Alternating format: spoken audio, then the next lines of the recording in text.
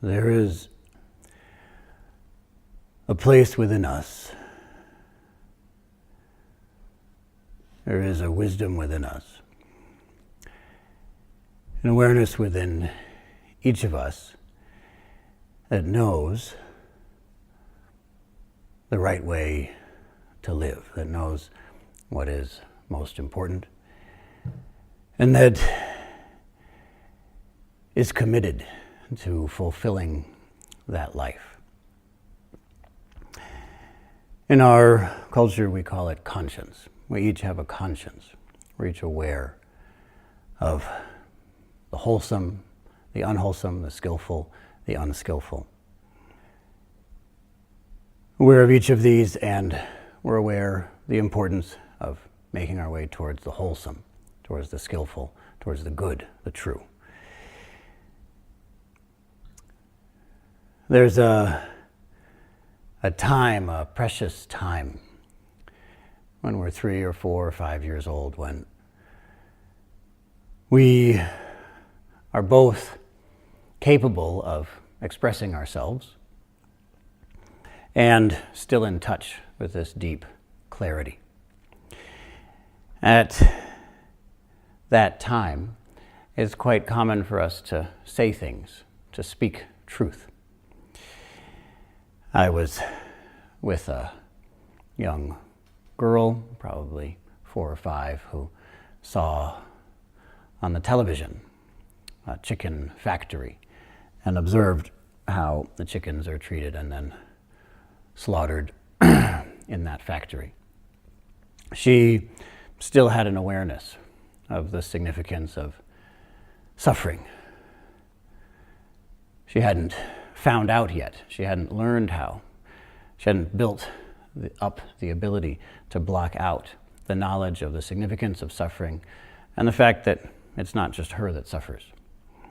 There's a special age when we're aware that we all suffer, and not only are we aware of that, we haven't blocked it out.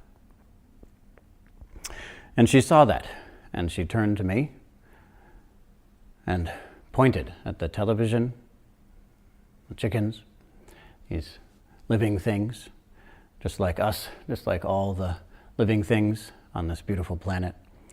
He pointed and said, "We have to stop them."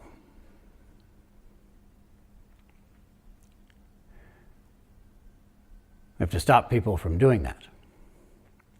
And I knew what she was referring to, because I could remember when I was the same age and I turned to my mother and speaking about the destruction that human beings create in this marvelous world. I told her, we have to do something. We have to change the way people live. And even though I knew her perspective well, I didn't have anything to say to her other than what my mother had already said to me all those years before, which was simply, yes. Yes. You're right. And she, on that day, forgot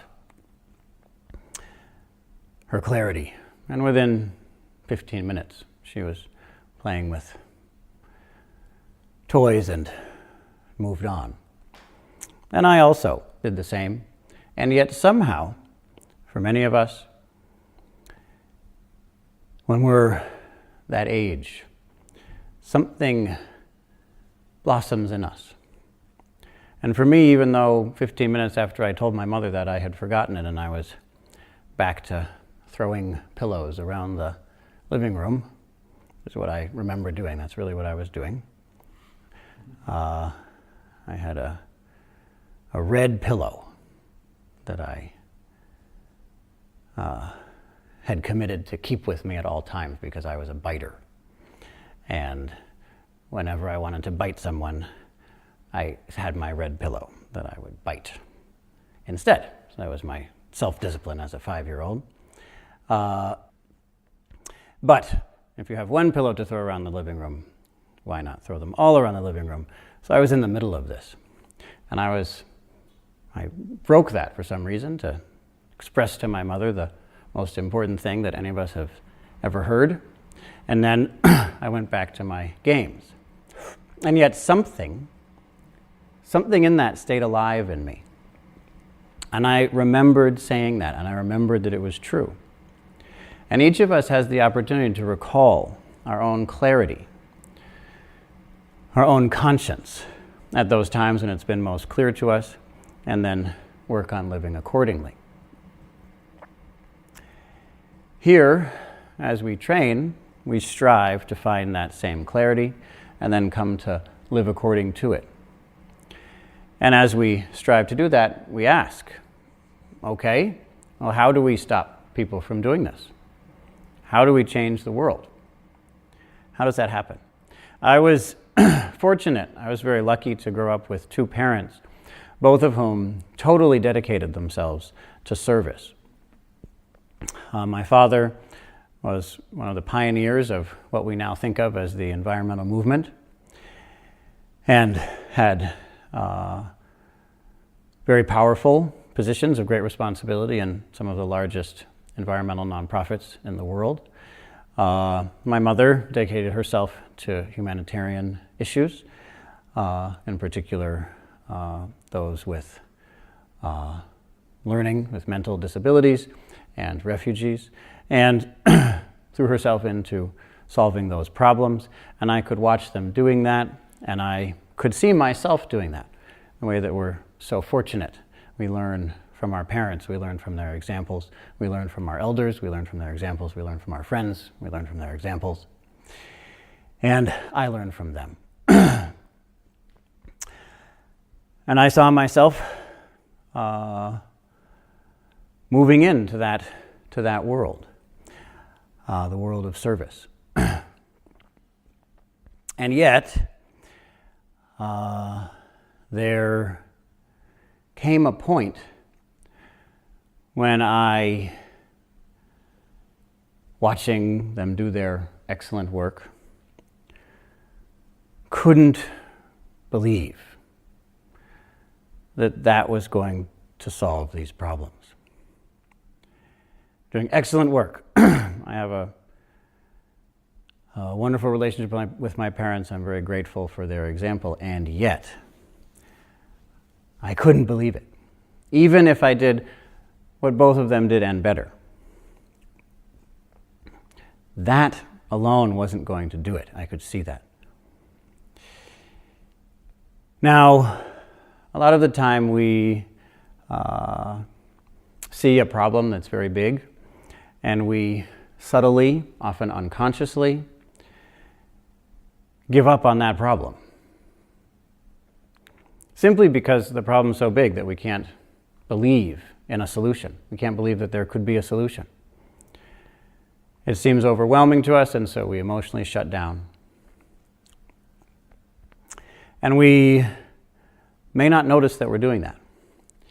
This is a place, what we're doing here is the practice, the striving, the dedication, the commitment to continue to try to solve these significant problems, the most significant problems. Now, people who are training here are, in my view, heroes as a result of that. Heroes in being willing to continually return to the most difficult problems that we face, problems that are so deep that it seems that we can't solve them. How could we do anything about these enormous problems? Especially if making changes in laws, getting access to great amounts of money, creating social movements, especially if that isn't sufficient. Doing all that isn't sufficient, well then, maybe we should just give up. In my experience, as I realized that that isn't good enough, but I need to do something that is, as that happened, I myself entered a period of great despair, great anger. My oldest friend, Josh, who knew me at this time when I was a kid, is sitting here, and he may remember that age as a teenager. I was very angry. I was angry at everything, angry at everyone, including myself, because I was in a position of knowing that something needed to be done that, as far as I could tell, couldn't be done. We must prevent people from destroying life and the other horrific things that we do every day, and yet it seemed impossible. That place of despair, of hopelessness, here is celebrated. Totally different from our larger society, in which it's shamed. We do everything we can to avoid it. And honestly, if there is no solution, then it's best to avoid it. That's true. And our society has come to a consensus that there isn't such a solution. There isn't a real solution to the deep problems of human greed, of human hatred, of human ignorance. There isn't a way to solve it. And so, if that's true, then naturally we should just forget about it. But here, we totally throw ourselves into facing that, even if it means that there are times of despair, times of confusion, times of anger or sadness or fear, loneliness, sorrow, anguish, misery. Fine. We'll accept that fully. We'll come to know that completely in order to not give up, in order to make our way through it. We may not know if there's a way through it, but we won't give up. That's what we celebrate here. And those of you who have been here for a little while and know what it's like to sacrifice everything in order to enter that deep confusion, know how difficult it really is. And so we have to ask, is it worth it? Is it worth it? At a certain point, we come to see that the problem is in the most basic patterns, assumptions, preferences in our minds. The most fundamental assumptions and preferences, our views and our desires at the base, at the very bottom of consciousness, that in fact give rise to our consciousness. That is where the problem resides, and that is where it's solved. In seeing that, I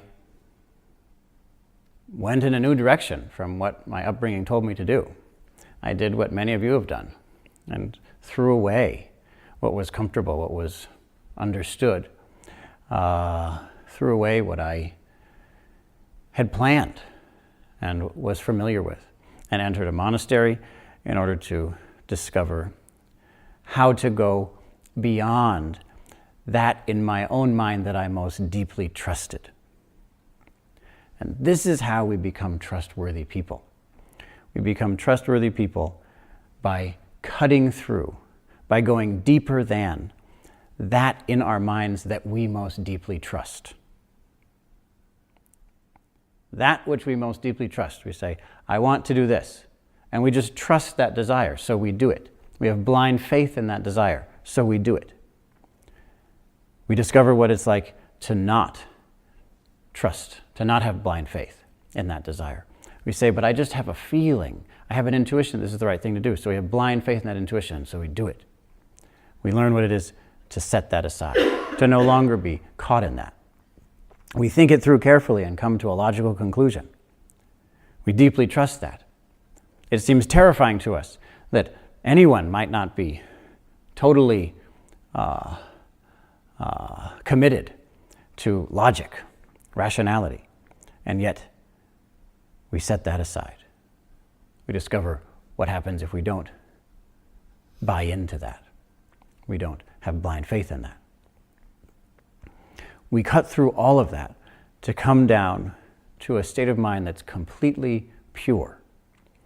We completely clarify our minds so that we directly awaken to that which is not mistaken in any way, that which couldn't be mistaken in any way, that which is perfectly trustworthy, that which could never possibly be mistaken. Now we hear words like this and we often think, well, such a thing couldn't exist. People just talk about things like that. But here, we want to find out whether people just talk about things like that or whether that's a reality. In doing that, we succeed. In fact, we discover the solution. We do. We actually directly discover for ourselves the solution, the complete resolution, the problem of human greed, hatred, and ignorance. Totally resolve it. We directly perceive that. Now, of course, you can hear this talk, and you can deep down know, well, this is just a bunch of words. I don't believe it. Such a thing couldn't really exist. It's not worth it. And yet, this is a place where we test these claims. We actually test them to discover if there could really be such a solution. And if there is, if we directly perceive that solution, that changes everything. That changes everything. Because if there is such a solution, it becomes very difficult to turn away from that and to continue to do what we have been doing. And that is work very hard all day long to not solve the problem. The part of us that was so clear when we were 4 years old comes back to life because it sees that's an answer. I talked to that adult and said, we have to stop them. But that adult just looked back at me, said, yeah. But finally, I'm looking at the way that this could really be done. Now, to create a social movement, to raise a lot of money, to change the world in the typical ways that we do, this is difficult. This is already difficult. A lot of people try to do this and fail. A lot of people try to do this and fail. To actually experience enlightenment, to actually directly realize the resolution of the problem of the human mind, this is very difficult. Many people try and don't succeed. Try for a lifetime and don't succeed. We acknowledge here that these are two very difficult endeavors, and yet we here strive for something even more difficult. And that is both of them. Because just to realize that resolution for ourselves, we see isn't good enough. It doesn't actually solve the problems of the world for me to have experienced that. And so we throw ourselves back into the problems of the world.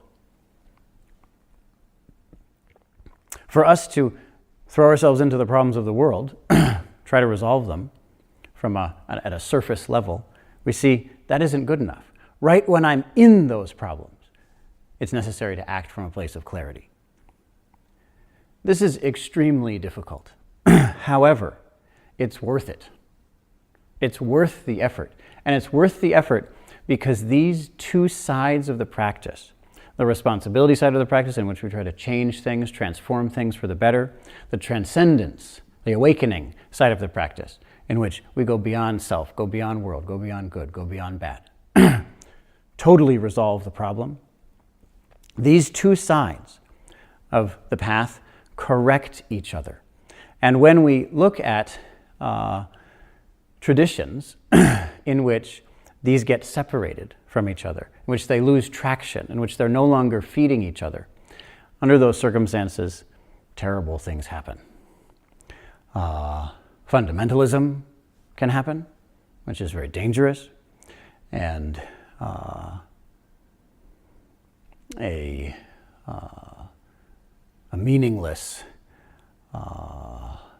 and even damaging form of service can emerge, in which our idea of making the world a better place is simply a matter of making the world the way we think it should be.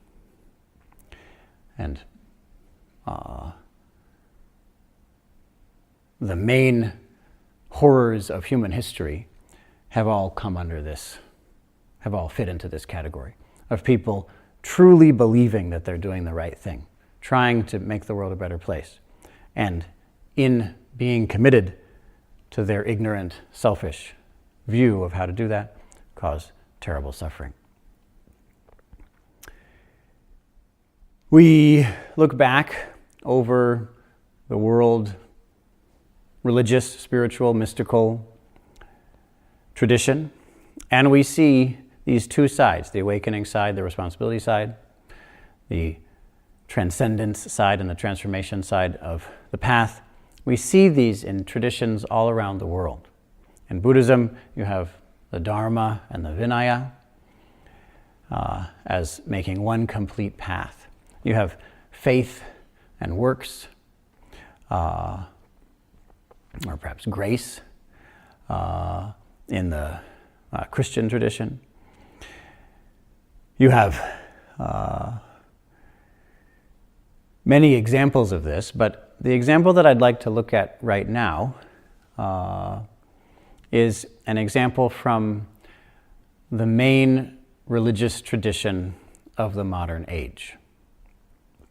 The primary religious tradition of the modern age is, of course, a religious tradition that most people don't think is a religion. Because the primary religion of any age is something that people of that age don't think is a religion. If you went back to medieval Europe and asked people if they were religious, they would say, no, of course not, we're Christian. Christianity isn't a religion. Christianity is just the way it is. Christianity is just how things are. This is just how it is. Nowadays, we don't believe that anymore, by and large. And in that way, Christianity has become a religion and has lost its power over our minds. So it no longer so totally, although to a certain extent it does, but no longer so totally runs our society.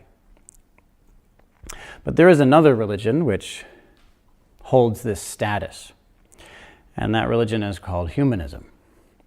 We modern people worship the human experience. We feel that we humans feel that human feelings are the highest, the most valid, the most legitimate, the most true thing in the world. What is my experience? What is the human experience? We care about that. And so we believe that we should be making big, important decisions. You can't just have faith in God. And so we have this sense of secular humanism. In our particular society, you have this secular humanism of the liberal form, which means individuals should be able to do what they want. That's our basic idea of what good is. Good means that individuals are free to do what they want. If you have a society in which individuals are free to do what they want, then you have a good society. That's how we solve all the problems of the world. And so democracy means that individuals go into a little booth and ask themselves how they feel and write down a little mark, and then we run our entire society according to these individuals who asked themselves how they felt and then could write down the mark they wanted to. Well, we see where this is taking us. It's taken us right now to a very dangerous place in which there is, at the current time, a greater destruction of life on Earth than there has been in hundreds of millions of years. We're in what's called the sixth extinction. That means in all of the billions of years of life on Earth, we are in the top 6, actually the top 5, most extreme instances of destruction of life on this planet. And this time, unlike other times, that destruction of life can be attributed to the human mind, to our own greed, hatred, and ignorance.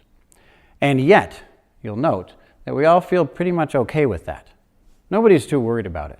You don't see a lot of talk about it in in the discourse, political discourse and such, it isn't taken very seriously. People talk about it a little bit. You've probably heard about it. But given the extraordinary nature of the destruction of life that's happening right now, I'm surprised that it isn't all we hear about, that it isn't the only problem that we're worried about. Especially given, even from our own perspective, even from the human perspective, it seems less and less likely that human life will survive. Why aren't we worried about it? Well, because our religion says that everything's going fine. More and more people have more and more money, so they can more and more do what they want. And that's what good is. So what does that look like? What does it look like then under those circumstances with this faith in charge of our minds?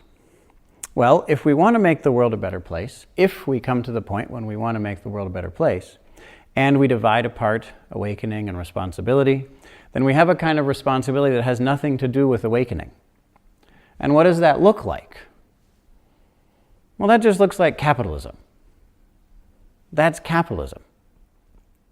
And capitalism is considered by many to be the best way to make the world a better place. If more societies would just be capitalist, then everything would be better. You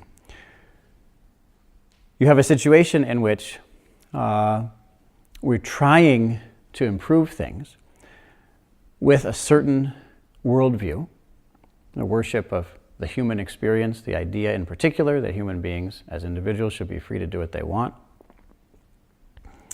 Push come to shove, we deeply believe in that. And so we set up a system in which by giving money to companies, we get even more back. And so we give more away, we invest more, and so we get even more back. And that cycle is the basis of capitalism. But this capitalism is blind to ethics, to that which is transcendent. It's blind to the supreme mystical value of life. And so, within this system, we try to bring forth a certain amount of spirituality, a certain amount of mysticism. And in our society, in just the past few decades, even you could say the past few years, we've come up with extraordinary new spiritual systems. Many of you actually are familiar with these systems, have even trained in some of them before you came here. And those systems offer you something. They offer you an experience. Hey, you, come and do this technique, and you'll have a big experience. And once you've had that big experience, then you're enlightened. And you get to have the identity of being enlightened. We might call it something different from enlightenment. We might not use that word, but the basic idea is the same. In these new systems, it's very common that ethics is explicitly denied as an important aspect of the training. That any sort of personality change, any kind of relinquishment of lifestyle patterns, all of that is absolutely unnecessary because of our new and improved cheap system that you can use in order to have a big experience so that you can have a better identity. You can be excited about who you are in a new way. Now we see how it is that because the aspect of lifestyle, of ethics, of personal change has been removed, all that's left is what liberal humanism has already worshipped, which is the human experience.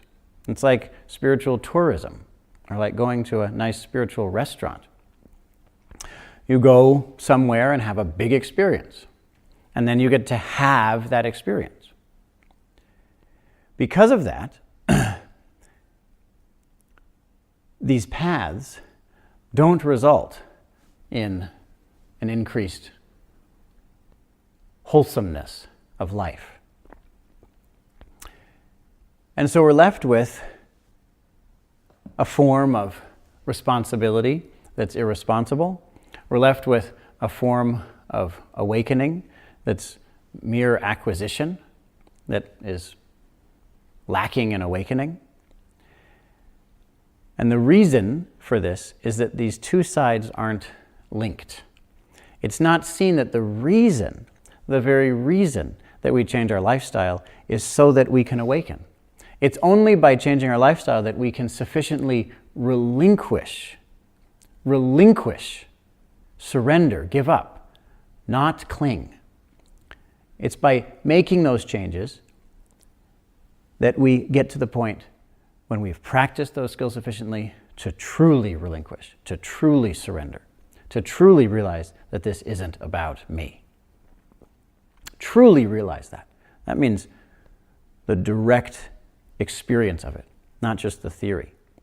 And we see that the measure of our awakening, the measure of that relinquishment, the measure of that letting go, the measure of that liberation is how skillful, how beautiful, how ethical is our lifestyle. Because these feed into each other, they can correct each other. Because they can correct each other, they can actually solve the problem. And once again, once we realize that the problem can be solved, that changes everything. Then we're no longer doing what we know is wrong simply because we don't believe that there's anything worth doing at all. Instead of that, we realize that this can be done. And the people here have realized that this can be done. That's why we're here. And we're throwing ourselves into the direct exploration of this.